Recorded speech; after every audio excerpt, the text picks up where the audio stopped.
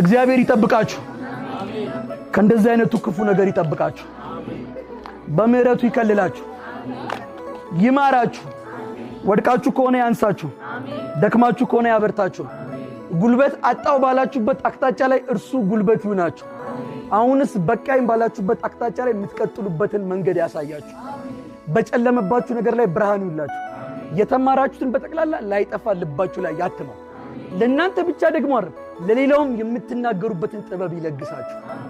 የፈለገ ጥግ ላይ ብትደርሱ በርከክ የምትሉበትን ልብ አይንሳችሁ በትህትና ይባርካችሁ እሺነትን ከናንተ አይውሰደው እሺ በሽነት ይባርካችሁ በመታዘዝ ይባርካችሁ ወዳችኋለሁ